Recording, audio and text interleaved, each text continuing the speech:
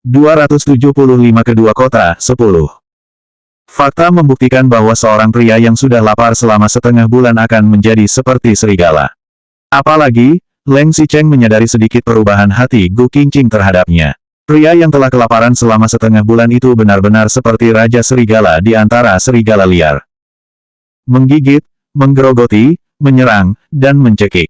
Leng Xicheng benar-benar menganggap Gu Qingqing sebagai mangsa di mulut serigala. Leng Xicheng sangat ingin menyerangnya dengan kejam hingga membelah tulang-tulangnya dan akhirnya menelannya bulat-bulat.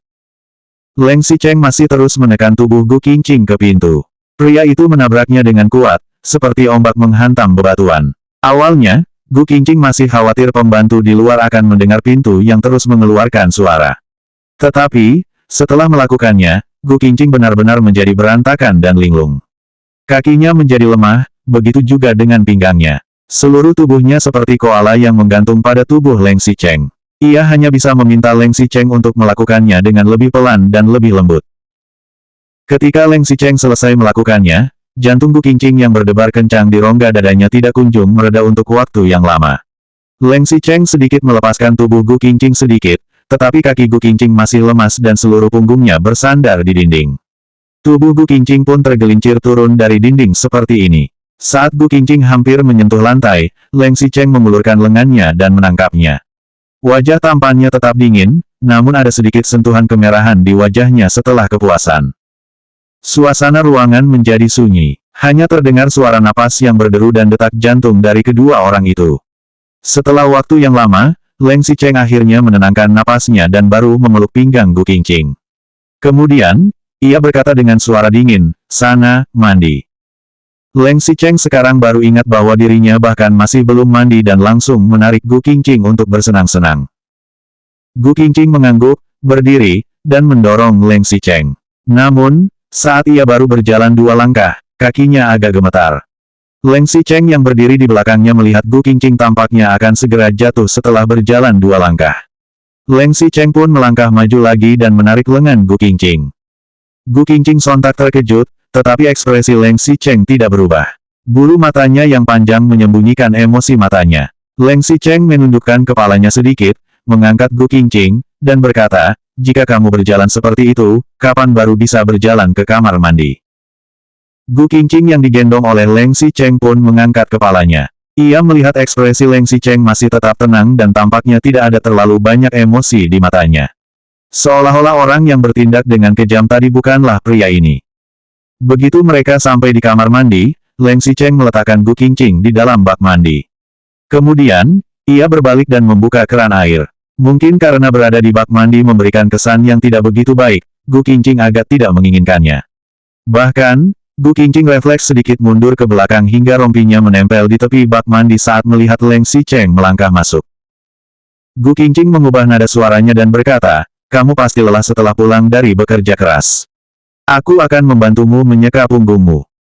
Leng Xicheng mengangkat matanya sedikit dan melihat Gu Qingqing yang tampak terus mundur.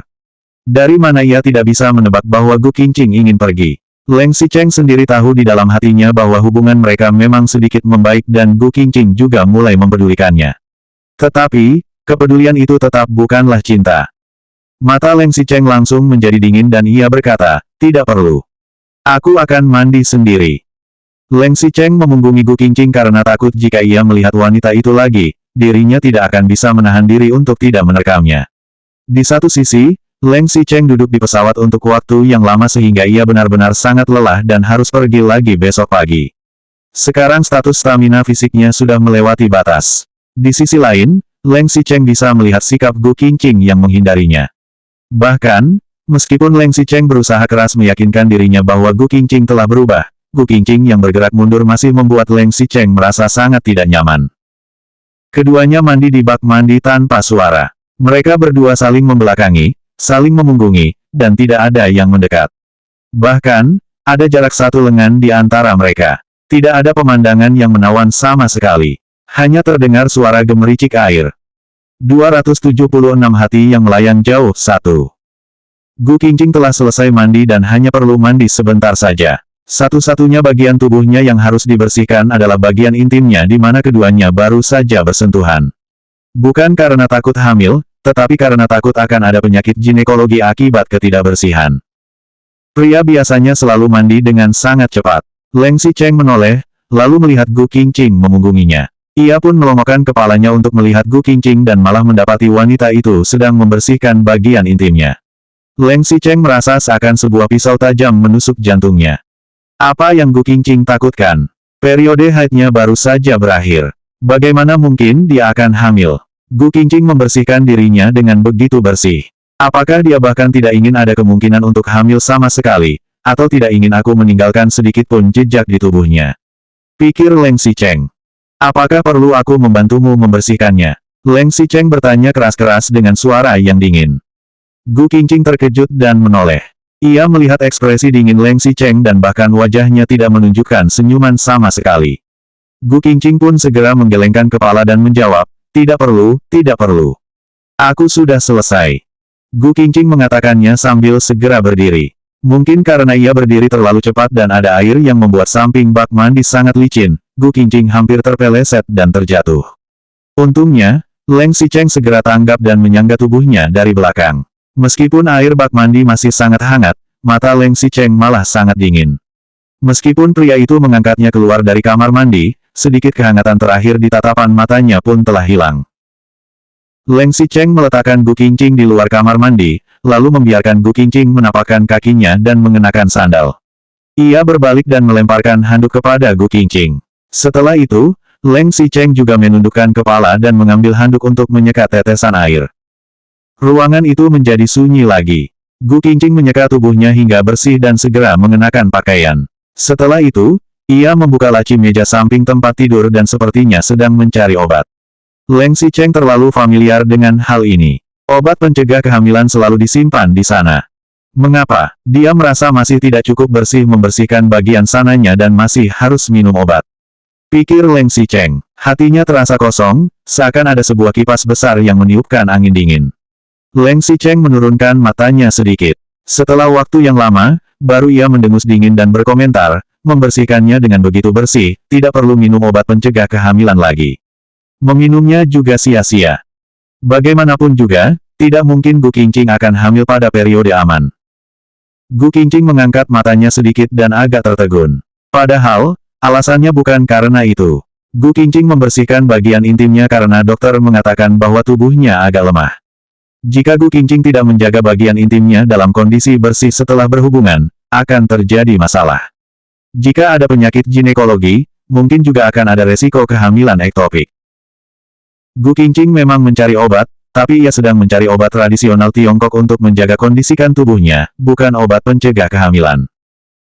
Leng Xicheng menundukkan kepalanya sedikit, mengambil handuk mandi, dan menyekat tetesan air sambil berjalan keluar. Sepertinya pria itu tidak ingin tinggal di sini lagi.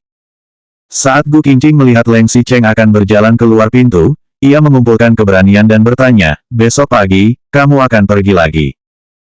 Leng Xicheng menoleh dengan senyuman dingin di matanya, kenapa? Kamu takut aku akan kembali membawa pasangan wanita? Gu Qingqing menggelengkan kepala, tidak. Berhati-hatilah sepanjang perjalanan. Gu Qingqing berniat ingin menanyakan tentang Su Zipei. Tetapi, ketika kata-katanya sampai di ujung lidah, ia mendadak tidak tahu bagaimana caranya bertanya lagi. Leng Xicheng mendengar Gu Qingqing yang mengingatkannya untuk berhati-hati lagi. Jika Leng Xicheng mendengar kalimat itu beberapa hari yang lalu, ia pasti akan sangat bahagia. Ia bahkan mengubah pesawat penerbangan sampai beberapa kali seharian karena sangat ingin segera kembali untuk bertemu dengan Gu Qingqing. Tetapi, Leng Xicheng jelas tahu jika Gu Qingqing peduli padanya, itu juga bukan karena cinta. Leng Xicheng menghampiri Gu Qingqing, tetapi wanita itu ingin melangkah mundur. Leng Xicheng ingin mendekat, tetapi Gu Qingqing ingin menolaknya. Selama periode aman pun, Gu Qingqing harus membersihkan dirinya hingga bersih karena takut Leng Xicheng akan meninggalkan jejak pada tubuhnya. Gu Qingqing mungkin menganggap Leng Xicheng sebagai kerabat, sebagai teman, atau bahkan sebagai anggota keluarga, namun, ia tidak menganggapnya sebagai seorang kekasih. Selanjutnya bab 277 Hati yang Melayang Jauh 2.